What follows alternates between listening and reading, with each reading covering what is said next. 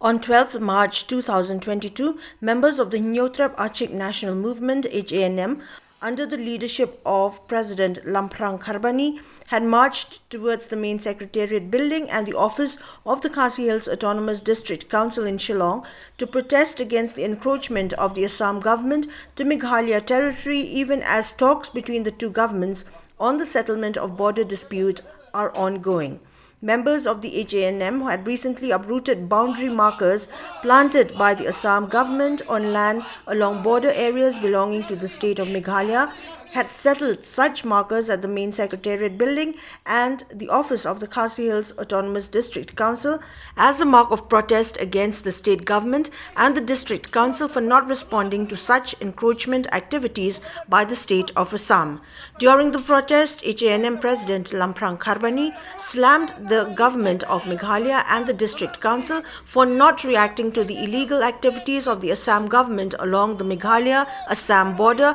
and demanded that both the state administration and the KHADC should clarify on why both entities have not been able to protect the land belonging to the indigenous people of the state.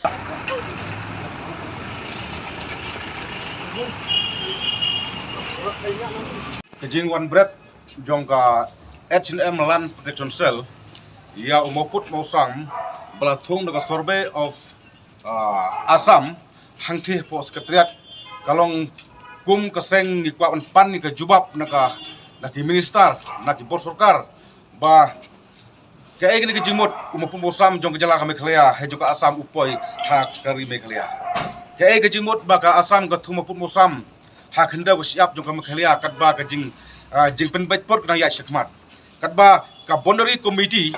bala klik daki minister bala klik daki hek sarkar kila pha apo MHA na banta jing ya syakmat balai kini ke sarkar Assam kawan thungmo pot hakenda siap jong kari beje benreu kadai ban jubak kloi syak kamtam syak samla kari lemda kumta ka seng HM kalong bala krai anu por nak banta ban yada ya kenda siap jong kajak benreu ka district council ki CM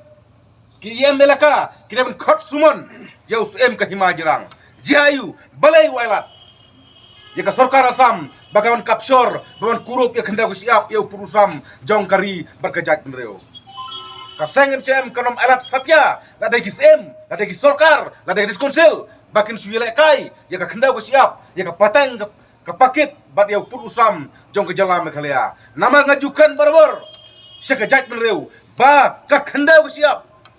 kadai kari kadang hidup no kenda ko siap kamot ngilado ya kari herai kum kini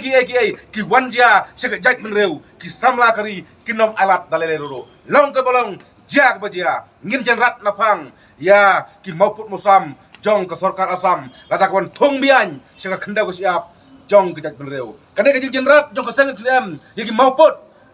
kapen i baka HM baka jat menreu baki samla kari ki don kabor ban jenrat ya ki maput bi an jong sarkar Assam ban jenrat ya ki maput musam baka sarkar Assam ka krep ban kurup ya kendau siap ya ki jaka puta ya ka kendau